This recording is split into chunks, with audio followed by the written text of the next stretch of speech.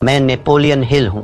यदि आप मुझे ये 10 मिनट पूरे होश और बिना किसी भटकाव के दे सकते हैं तो मैं वादा करता हूँ कि मैं आपके दिमाग के उस जंग लगे ताले को खोल दूंगा जिसे आपने सालों से बंद रखा है।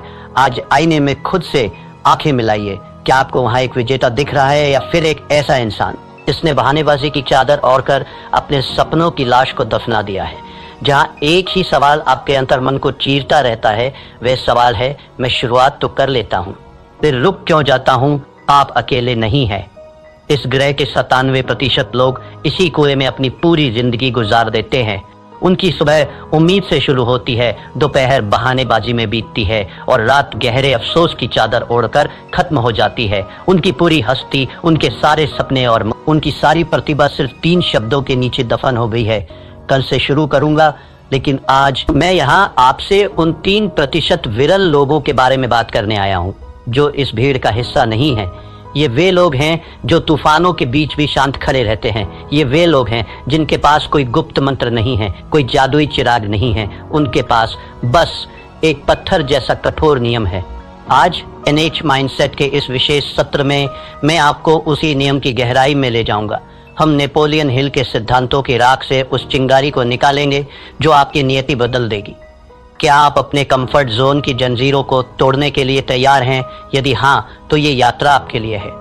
आइए पहले उस राक्षस को समझें जिसने आपके सपनों को बंधक बना रखा है। समस्या ये नहीं है कि आप में टैलेंट की कमी है, समस्या ये है कि आप खोखला जोश के नशे के आदी हो गए हैं। जब आप कोई नया विचार सुनते हैं, कोई मोटिवेशनल वीडियो देखते हैं, तो आपके दिमाग में डोपामाइन की एक लहर दौड़ती है। आपको लगता है कि आप रातों रात दुनिया बदल देंगे। लेकिन तीसरे दिन जब वह नशा उतरता है, जब शरीर में दर्द होता है, जब दिमाग बहाने ढूंढता है, तब सामने आता है वह लंबा, नीरस और धुंधला रास्ता। 97% लोग यही दम तोड़ देते हैं। वे जोश को अनुशासन समझने की गलती कर बैठते हैं। मैंने अपनी बरसों की रिसर्च के बाद ये पाया था कि इंसान का सबसे बड़ा दुश्मन कोई और नहीं, उसका अपना अस्थिर मन है। एक छात्र की मिसाल लीजिए। वह परीक्षा से 2 महीने पहले एक भव्य टाइम टेबल बनाता है। 2 दिन वह 10-10 घंटे पढ़ता है। तीसरे दिन उसे लगता है कि उसने बहुत कुछ कर लिया है। चौथे दिन एक छोटा सा भटकाव आता है और 5वें दिन वह वापस उसी भीड़ का हिस्सा बन जाता है जहां केवल औसत दर्जे की जिंदगी है। यह निरंतरता की कमी सिर्फ एक बुरी आदत नहीं है, यह आपकी आत्मा का धीरे धीरे होने वाला कत्ल है। हर बार जब आप खुद से किया हुआ वादा तोड़ते हैं, आप अपने आत्मविश्वास की एक ईंट गिरा देते हैं। एक समय ऐसा आता है जब आप खुद पर विश्वास करना ही बंद कर देते हैं। अब जरा अपनी नजर घुमाइए और उन 3% लोगों को देखिए। क्या वे हमसे अलग मिट्टी के बने हैं? क्या एलन मस्क या बिल गेट्स के पास 24 घंटे से ज्यादा का समय है? बिल्कुल नहीं। उनके पास बस एक चीज है, बोरियत को गले लगाने की ताकत। सफल लोग वह काम करने की अद्भुत क्षमता रखते हैं जो बाकी दुनिया को बोरिंग लगता है। थिंक एंड ग्रो रिच में परसिस्टेंस को सफलता का सबसे महत्वपूर्ण स्तंभ बताया गया है। हिल कहते थे कि इच्छा वह बीज है, लेकिन परसिस्टेंस वो पानी है जिसके बिना वह बीज कभी विशाल वृक्ष नहीं बन सकता। ये 3% लोग जानते हैं कि प्रेरणा एक धोखा है। वे प्रेरणा का इंतजार नहीं करते, वे अपनी प्रणाली सिस्टम पर भरोसा करते हैं। जब उनका मन कहता है कि आज रहने देते हैं, तो उनकी अंतरात्मा गरज कर जवाब देती है, यही तो वो क्षण है जहां मैं भीड़ को पीछे छोड़ूंगा। नेपोलियन हिल ने हमें जो विरासत दी है उसे मैंने 7 महासूत्रों में संकलित किया है। इन्हें ध्यान से सुनिए क्योंकि ये आपके जीवन के मंदिर की नींव बनेंगे। पहला सूत्र, निश्चित मुख्य उद्देश्य। आपके भटकने का सबसे बड़ा कारण यह है कि आपको पता ही नहीं कि आपकी मंजिल कहाँ है। मुझे अमीर बनना है, ये कोई लक्ष्य नहीं है, ये एक खोखली इच्छा है। मुझे अगले 12 महीनों में अपने व्यवसाय से 10 लाख रुपए कमाने हैं। यह एक निश्चित उद्देश्य है। जब तक आपका लक्ष्य स्पष्ट नहीं होगा, आपकी ऊर्जा बिखरी रहेगी। अपनी डायरी उठाइए और अभी लिखिए आप वास्तव में क्या चाहते हैं। दूसरा सूत्र, सुव्यवस्थित योजना। सिर्फ ख्याली पुलाव पकाने से महल नहीं बनते। आपको उन पत्थरों को उठाने का एक सटीक नक्शा चाहिए। अपने बड़े लक्ष्य को इतने छोटे छोटे टुकड़ों में बांट दीजिए कि उसे पूरा ना करना असंभव हो जाए। अगर आपको एक लेखक बनना है तो पूरी किताब के बारे में मत सोचिए, सिर्फ रोज के 200 शब्द लिखने का लक्ष्य रखिए। तीसरा सूत्र, परसिस्टेंस। दृढ़ता चरित्र का वह हिस्सा है जैसे लोहे के लिए कार्बन। इसके बिना आप एक कमजोर धातु की तरह हैं जो दबाव पड़ते ही टूट जाएगी। जब असफलता आपके दरवाजे पर दस्तक दे तो उसे हार मत समझिए, उसे एक कठिन गुरु मानिए जो आपको अगले स्तर के लिए तैयार कर रहा है। चौथा सूत्र, the mastermind group Napoleon Hill का मानना था कि जब दो या दो से अधिक दिमाग एक साझा उद्देश्य के लिए मिलते हैं तो एक तीसरी अदृश्य शक्ति जन्म लेती है। अकेले चलना महानता की निशानी नहीं है। ऐसे लोगों के साथ जुड़िए जो आपसे बेहतर हों, जो आपको ऊपर खींच सके। पांचवा सूत्र, सबकॉन्शियस माइंड की शक्ति। आपका दिमाग एक उपजाऊ जमीन की तरह है। यदि आप इसमें सफलता और निरंतरता के बीज नहीं बोएंगे तो जंगली घास अपने आप उगाएगी। रोज सोने से पहले अपने लक्ष्य को दोहराइए, उसे महसूस कीजिए जैसे वह सच हो चुका हो। छठा सूत्र, क्विक डिसीजन मेकिंग। सफल लोग निर्णय जल्दी लेते हैं और उन्हें बदलते बहुत धीरे हैं, जबकि असफल लोग निर्णय लेने में हफ्तों लगा देते हैं और उन्हें बदलने में चंद सेकंड। टाल मटोल आपके समय का चोर है, इसे अभी मार दीजिए। सातवां सूत्र, एक्शन ओवर थिंकिंग। अत्यधिक ओवर थिंकिंग लकवे की तरह है, ये आपकी गति रोक देता है। इसका एक ही इलाज है, कार्य जैसे ही आप पहला कदम उठाते हैं आपका आधा डर अपने आप मर जाता है। एक पौराणिक कथा है। एक छोटे से गांव में एक साधारण कारीगर रहता था। उसने एक दिन संकल्प लिया कि वह गांव की सबसे ऊंची दुर्गम पहाड़ी पर एक ऐसा मंदिर बनाएगा जिसे देखकर देवताओं की आंखें भी फटी रह जाए। गांव के लोग ठहाके मारकर हंसे। उन्होंने कहा, तेरे पास ना धन है, ना हाथ, ना औजार, तू पागल हो गया है। उस कारीगर ने कोई जवाब नहीं दिया। उसने बस अपना एक छोटा सा नियम बनाया। वह रोज सुबह सूरज निकलने से पहले नदी के किनारे जाता, एक मध्यम आकार का पत्थर अपनी पीठ पर लादता और पहाड़ी की चोटी तक चढ़कर उसे वहां रखाता। बस एक पत्थर। एक महीना बीता, पहाड़ी पर सिर्फ 30 पत्थर थे। लोग बोले, यह मूर्खता है। एक साल बीता, पहाड़ी पर पत्थरों का एक ढेर लग गया था, पर मंदिर का कोई आकार नहीं था। लोग बोले, तू अपना जीवन बर्बाद कर रहा है। 5 वर्ष बीत गए। एक सुबह जब गांव वालों की नींद खुली तो उन्होंने देखा कि पहाड़ी की चोटी पर सूरज की पहली किरण एक भव्य सोने के कलश पर चमक रही थी। वहां एक विशाल नक्काशीदार मंदिर खड़ा था जिसकी सुंदरता का कोई सानी नहीं था। पूरा गांव दौड़कर पहाड़ी पर गया। उन्होंने चकित होकर पूछा, यह चमत्कार कैसे हुआ? तूने ये जादू कैसे किया? उस कारीगर ने अपने फटे हुए खून से सने हाथों को दिखाया और शांत स्वर में बोला, ये कोई जादू नहीं है, ये गणित है, रोज एक पत्थर बस। यही वह महान सत्य है जो आपको अपने जीवन में उतारना होगा। महान कार्य किसी एक दिन के विस्फोट से नहीं होते, वे हजारों छोटे, अदृश्य और निरंतर किए गए प्रहारों का परिणाम होते हैं।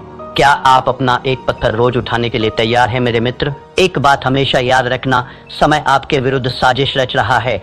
हर गुजरता हुआ दिन, हर टाला हुआ काम आपकी आत्मा का एक हिस्सा नोच कर ले जा रहा है। 97% लोग मृत्युशैया पर एक ही विचार लेकर मरते हैं, काश मैंने वह कोशिश जारी रखी होती। क्या आप अपने जीवन की अंतिम सांस इस काश के बोझ के साथ लेना चाहेंगे?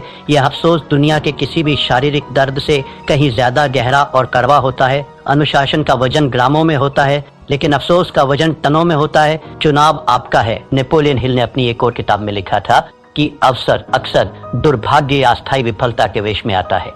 आज जो आप असफलता महसूस कर रहे हैं, जो आलस से आपको रोक रहा है, वह वास्तव में आपकी परीक्षा है। जो इस परीक्षा को पास कर लेता है वही उस 3% की श्रेणी में खड़ा होने का हकदार बनता है। जीवन के विभिन्न क्षेत्रों में निरंतरता का प्रभाव, ये सिद्धांत केवल पैसों तक सीमित नहीं है, ये मानवीय उत्कृष्टता का सार्वभौमिक नियम है।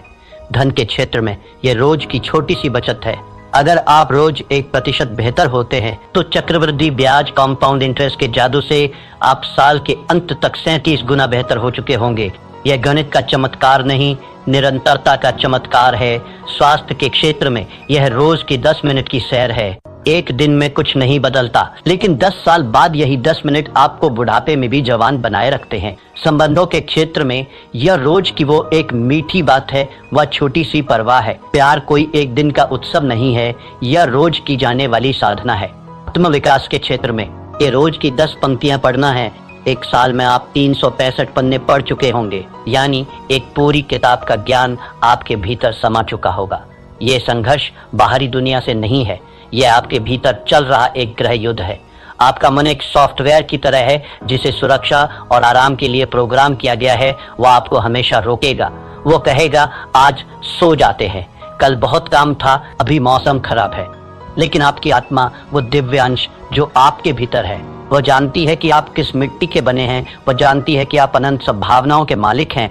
आपको अपने मन का गुलाम बनने के बजाय अपनी आत्मा का सेनापति बनना होगा।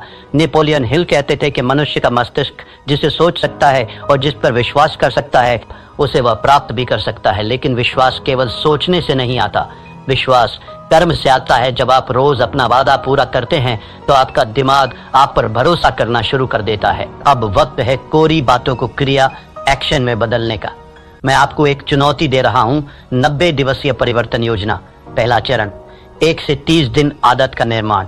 इस दौरान अपनी चुनी हुई आदत को सिर्फ 5 मिनट दें। चाहे बाहर तूफान आ जाए, चाहे भूकंप आ जाए, वो 5 मिनट आपकी जिंदगी के सबसे पवित्र मिनट होने चाहिए। यहाँ आपका लक्ष्य परिणाम नहीं बल्कि उपस्थिति दर्ज कराना है। 31 से 60 दिन, पहचान का बदलाव। अब आप केवल वह काम कर नहीं रहे हैं, अब आप वह काम बन रहे हैं। खुद से कहिए, मैं वह इंसान हूं जो रोज व्यायाम करता है, मैं वो इंसान हूं जो रोज पढ़ता है। आपकी पहचान बदलने लगेगी। 61 से 90 दिन मोमेंटम का जादू। इस अवस्था में पहुंचते ही जादू शुरू होगा। अब आपको खुद को धक्का देने की जरूरत नहीं पड़ेगी। अब आप एक ऐसी ट्रेन की तरह हैं जो 100 मील प्रति घंटे की रफ्तार से दौड़ रही है।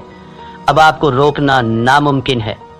तो मेरे साथी यात्रियों, अब आप उस तिराहे पर खड़े हैं जहां से 2 रास्ते अलग होते हैं। पहला रास्ता वही पुराना और घिसा पिटा है 97% वाली भीड़ का, जहां बहुत आराम है, हजारों बहाने हैं और अंत में एक सड़ा हुआ बदबूदार अफसोस है। दूसरा रास्ता उन 3% विरल व्यक्तियों का है जहां शुरुआत में अकेलापन है, जहां पसीना है, जहां दर्द है, लेकिन जिसके अंत में अमरता और शिखर है। आपका दिमाग अभी भी आपके कान में फुसफुसा रहा होगा, कल से देख लेंगे भाई, आज रहने दे।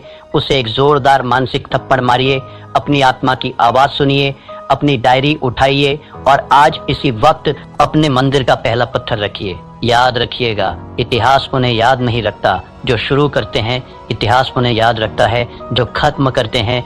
आज का यह दिन फिर कभी वापस नहीं आएगा।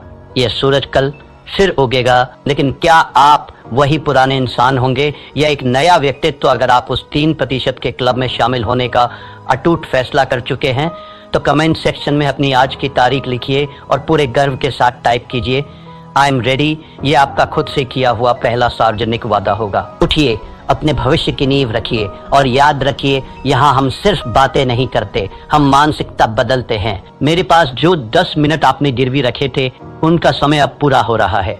मैंने आपको वह चाबी सौंप दी है जिसे ढूंढने में लोगों की पूरी जिंदगी बीत जाती है, लेकिन याद रखना, चाबी सिर्फ रास्ता दिखाती है, दरवाजा आपको अपने कंधों से तोड़ना होगा। अगर आपकी रगों में अब भी वो खोखला जोश नहीं बल्कि सफल होने की एक ज्वलंत इच्छा दौड़ रही है तो इस चैनल को अभी सब्सक्राइब कीजिए, क्योंकि NH माइंडसेट कोई मनोरंजन का चैनल नहीं है। यह उन 3% लोगों का गुप्त किला है जो अपनी किस्मत खुद लिखना जानते हैं। खड़े हो जाइए और अपना पहला पत्थर उठाइए। समय बीत रहा है। धन्यवाद।